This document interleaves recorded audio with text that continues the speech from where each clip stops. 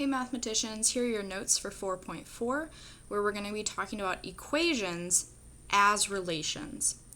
So, you know the deal with the bell work. Complete the what I think section of the table below, and once you've done that, you can come on back and we'll do it together. Alright, hopefully you had just a minute to fill out the what I think section. Again, we're trying to prime your brain to start thinking about what these things could be, even though we don't know their exact definition. Today's goal, I can define a relation and explain its characteristics, and then while this is yesterday's goal, all I'm going to add here is in the context of an equation, because it is technically different from yesterday, but only slightly. So, real world example. Before we even get into all this, let's know why this math is important. So a candy shop sells candy bars for $3. How much money does it cost to buy 10 bars, 20, or 30? Much like yesterday, we can start this with just a table. One candy, how do I set this up? Let's do bars, and let's do dollars. Let's do it that way. All right. So a candy shop sells candy bars for $3. So one bar costs $3. And just like yesterday, we're just going to keep filling out that table. How much does it cost to buy 10? Well, to go from 1 to 3, we multiplied by 3, so it makes sense to find the price of 10 candy bars. We're going to multiply by 3 as well. Therefore, it costs us 30. To get 20 candy bars, it's going to cost us 60.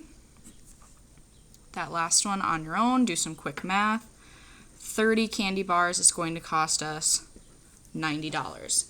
I don't know who's buying 30 candy bars for $90, but do you want to share? That's a lot of candy to eat yourself. Just saying. Anyway, one of the things that you'll notice about this is that as the number of bars goes up, so does the price. Well, Miss Burry, that's obvious. Hold on. The cool thing about this is that there is a linear relation, that these go up by the same amount each time. They're going up by that times 3 factor that we talked about. This is the start of the idea of a linear equation, which we're going to eventually get into. Today we're just going to talk about it in terms of equations with more than one variable. So let's get into that. An equation in 2 variables. Well, it is what it sounds like. It is an equation. Remember, equations indicate an equal sign. This is not an expression. An equation with 2 unknowns. And I usually have an example side, or I wish I had an example side over here, but an example of an equation with 2 unknowns would be something that looks like this. X plus y equals 2. Notice we have 2 variables, 2 unknowns, and right off the bat, we cannot solve to get one or the other. We could make the assumption that x and y are both 1, but we wouldn't have any way to necessarily prove that. So that's why equations in 2 variables are a little bit trickier than what we've been working with up to this point.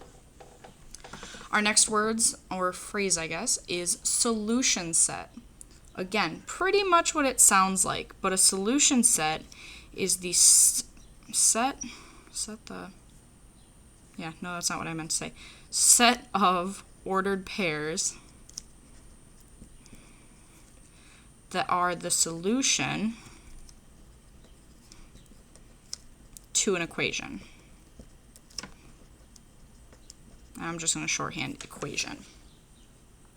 So for example, a solution set to this might be 1, 1, because if x is 1 and y is 1, that would be true. However, notice it says solution set. We might not be looking for just 1. Another solution might be 0, 2. If x is 0 and y is 2, 0 plus 2 still equals 2. Notice we could have more than one answer. All right, next up, independent variable. An independent and a dependent variable are just parts of a solution set. You might have heard these in terms of graphing before, and those definitions still work. So an independent variable is the variable that we control. it doesn't necessarily change based on the other variable. And most often the variable we can control is going to be the x variable. In fact, I've never seen it where the y is the variable we control. But I digress. Obviously, that means if the independent variable is the one we control, then the dependent variable is the variable we do not control. It is based on whatever the independent variable is doing. So if we go back in terms of our real life example, we control how many candy bars that we are buying. We can buy 1, 10, 20, 30, or anywhere in between, but we don't control the price. The price is dependent on how many we buy. So if I say I'm going to buy 10 candy bars, the dependent variable, the one that's below it, the price is going to depend on how many I bought. So you can see those work.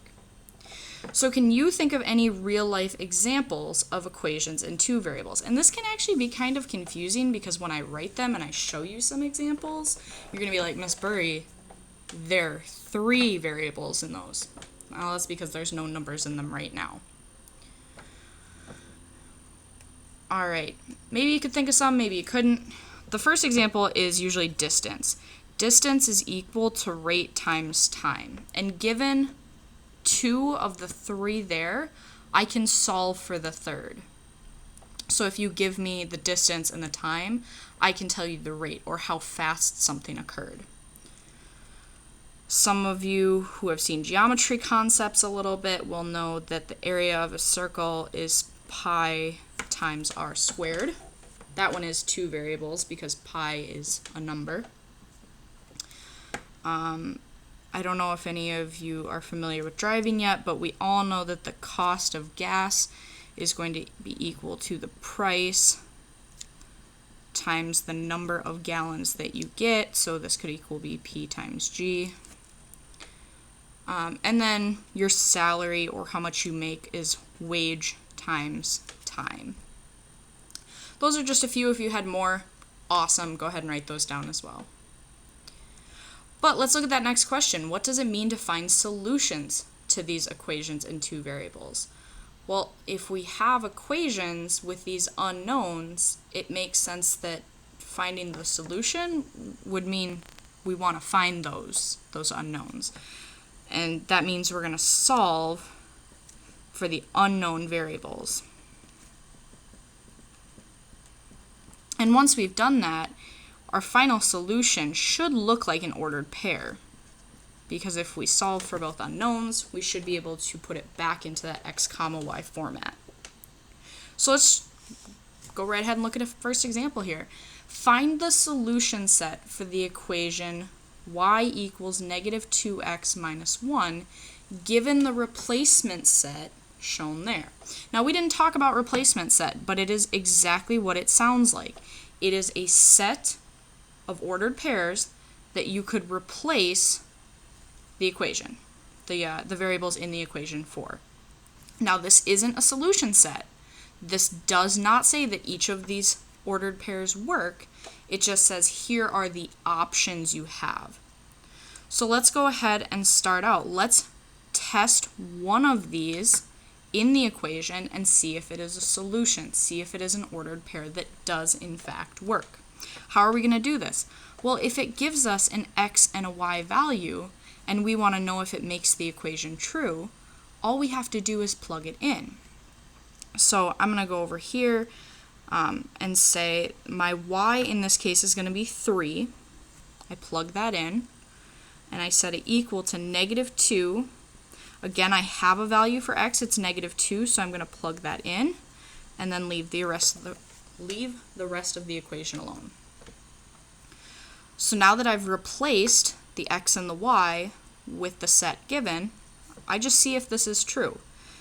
When I solve this, I get negative 2 times negative 2 is positive 4. Positive 4 minus 1 is 3. 3 equals 3. So this replacement ordered pair is a solution. But like I said earlier, we don't necessarily only have one solution. We may have 1, 2, 3 0, or 1,000. Lucky for us, we only have to test 4 ordered pairs. But we do have to test all 4 to see which one of them works. So let's keep going. This one, my replacement for x is 0. My replacement for y is -1. So I'm going to take that right back to that equation and plug them in. -1 is equal to -2 times 0 minus 1. 0 minus 1 is -1. -1 equals -1. So the second point works. Let's keep going. This, my x is 1, my y is -2. Let's plug it in. -2 is equal to -2 times 1 minus 1. -2 times 1 is -2. -2 minus 1 is -3. -2 does not equal -3. This is not a true statement. So this point right here does not work. It is not part of the solution set. Last one. X, y equals -2 times 3 minus 1. That's -6 minus 1 is -7. -7 does not equal +1. So the answer is no. Now finally, this is not my answer. I have to write out my answer. So my solution set would be only the points or only the ordered pairs that worked. In this case, that was -2, 3, and then comma and 0, -1. I said it in a previous video. Remember that our solution set, or when we indicate a set, it's by those curly brackets. So I'm just going to indicate that this is my solution set with those curly brackets. And then, of course, box the answer so that Miss Burry can see it right away. All right, we did one. I would like you to go ahead and pause. Try the next one on your own. All right, let's get into this one. Now, some of you may have been like, that's not y equals. I'm not super comfortable with that. I want to rearrange it so that I can look at it like this. That's okay. You can do that if it makes you feel more comfortable. I don't suggest it because A, you could make mistakes moving the equation around, and B, it's just as easy to check the other way in my opinion. But again, do what you're comfortable with. Eventually you'll get faster and you won't feel the need to do that. So let's go ahead and start plugging things in. My first replacement is 2, -1. So 2 times 2 minus 1 equals 5. 4 minus 1 is 3. 3 equals 5. That's a no. Next one, 2 times 3 minus 2 equals 5. That would be 6 minus 2 is 4 equals 5, so that's a no. 4, 3 would be 2. 4 minus 3 equals 5. 8 minus 3 is 5. Perfect, that's a good one. 2, 5, 4, 5. 10 minus 4 is 6. Not 5. Oh shucks, not gonna work there. So our final, did I do this one right? I didn't. I knew that there was 2 on this one. I have to go back and double check. So if you caught my mistake right away, awesome. If you didn't, I'm gonna catch it for everyone else right now. When I did 2, -1, I did not put -1 in parentheses. I said minus y, which should have been y minus -1, making that a plus, which would actually make this one yes. So make sure you're careful. Parentheses would have solved that problem. As you can see, even math teachers make mistakes, and that's okay. But my solution set then is going to be that first number, so 2, -1, and then 4, 3. Put it in that solution set bracket and box it. All right, let's try some more examples on the back. Let's get really good at this. Example number 3, solve y equals -2x plus 3 if the domain is 0, 1, 2. Graph your results. Now this one's a little different than the ones we did before. It doesn't give us a replacement set and say, are these answers? This actually gives us the one of the variables, it's either the independent or dependent, and it says, can you find the solutions? Can you create the other number in the solution set? So right off the bat, domain. Is it the x value, the independent variable, or the y value, the dependent variable? Go ahead and think about that. Answer if you can. Hopefully you said it was the independent, or the x. So that means that when we solve for this, we are given the x. We have our x value. So then solving means we're solving for the y. So what this means is that when I have a replacement but only for the x, that means I'm going to plug it in just as I have been. Can't plug anything in for the y though, so I leave it alone. -2, I'm going to fix my mistake from last time and go ahead and use parentheses here. And then plug in the x. Now what this did was when I plugged in the x, I can now solve this. -2 times 0 is 0, plus 3 is 3, y equals 3. And then, to make this more apparent, to really indicate the solution set, I'm going to put it as an ordered pair. When I plug in 0 for x, the function, or the equation, pops out 3. That is what it gave me. I had the domain, but I had to solve for the range. Let's see that one again. This time, instead of the domain being 0, a possible domain is 1. So instead of plugging 0 this time, I'm going to say -2 times 1 plus 3 equals what? -2 times 1 is -2, plus 3 is 1. So when I plug in 1 for my x, it kicks out a y of 1. That is my range. Last one, my last possible domain, my last possible x is going to be 2. And I can even start this by saying when my x is 2, what is my y? Well, I find that by plugging it in. -2 times 2 plus 3 equals 1.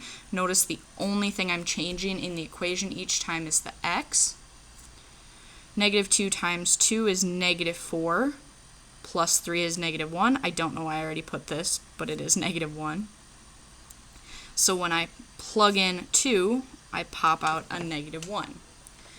Got so excited that I only wrote half the answer down. I don't know what happened there. And then, of course, it says graph your results. So let's see what this looks like. 0, 3. I'm going to go ahead and circle the values. 1, 1. And then 2, -1. Again, I was given my domain, I was given my possible x values, and I defined my y values. Now, remember, when we were working with those distinct points, those ordered pairs, that is a relation. Those are all independent of each other. However, because this came from an equation, I'm going to preview the idea that eventually you could put any number in between 0 and 1, 1 and 2, 2 and infinity, and these numbers would actually connect to create what is called a linear equation. Notice this next one, we've got a y equals something. Notice 2 variables here, 2 missing variables here. Let's start getting that idea in our head that that equation is eventually going to lead to more than just discrete points. For now, that's all it is, but eventually we get more. All right, let's look at that next example. If you want to try these next two on your own, go ahead and pause the video, do them on your own. I'm going to go through them right away though. All right, solve the equation y equals -x given that domain. Right away, I've got how many? I've got 1, 2, 3, 4, 5. I've got 5 possible x values, which means that when I graph my final solution, I should have a solution set with 5 coordinate pairs, because that is how many solutions this should have. So let's get right into it. I'm given x, domain of -1, so I'm going to plug that right in. Y equals negative. See, I checked myself that time. I threw the parentheses in there. Therefore, my y is 1. So when my domain is -1, my range is +1. See it again. Y equals negative. Put in 0. -0 is just 0. Boom. 0, 0. Plugging in 1, y equals negative times 1. That's negative 1, so I put in that. 2, replacing that x with the domain it's given me. 3. You should start to notice a pattern here. Whatever I plug in, I'm getting the opposite out. That makes a lot of sense because whatever x I'm plugging in, if I plug in a positive 1, I'm going to get a negative 1 out. Plug in a positive 2, I get a negative 2 out as my y. Again, noticing those patterns, it's going to save you a lot of time and effort in the long run. Just like last one, let's graph. I did end up with 5 solutions. This entire thing is my relation. So let's graph negative 1, 1, circle, 0, 0, 1 comma, negative 1, 2 comma, negative 2. And I just want to go ahead and suggest that you, oh no, I lost the word. Go ahead and think about where you think 3, negative 3 will be at. Just visually, where do you think it's going to end up? Yeah, that's right. It's going to end up on that line. Like I said, you're going to start to notice things in this form create lines. And if you want to go ahead and see this pattern, see if it continues working, go ahead and plug the point 4, negative 4 into this equation, see if it works. Go ahead and plug negative 2, positive 2 into that equation. See if it works. I guarantee you're going to start to see this pattern continue. All right, last one. Lots of numbers, but again, you've got an x, you've got a y. Eventually, this will probably lead us to another line. We're still given the domain, meaning we're still plugging in x's and getting out y's, so let's just go ahead and do that. Plug in that first number of negative 2. All right, these are going to take a little bit more work, but that's okay. Negative 4 times negative 2 is 8, plus 2y equals 2. How do I want to do this? Yeah, I'll just do it right here. 8 plus 2y equals 2. We're going to have to solve a little bit here. So move that 8 to the other side. How do we undo a positive 8? We subtract. 2 minus 8 is going to be negative 6 over here. So 2y equals negative 6. Divide both sides by 2 because we've got multiplication going on. And we get y equals negative 3. And for the sake of space, I'm going to start putting my solution set down here. So when I plug in negative 2, it kicks out negative 3. Let's do our second one, negative 1. So negative 4 times negative 1 plus 2y equals 2. Positive 4 plus 2y equals 2. Minus that 4 over, you get 2y equals negative 2. Divide, you get negative 1. Next number in this would be negative 1 comma negative 1. 2 more to go, 0. So negative 4 times 0 plus 2y equals 2. That's 0. So we get 2y equals 2. Divide by 2, we get 1. When we plug in 0, we get a 1. And then last one, negative 4 times positive 1. Boom.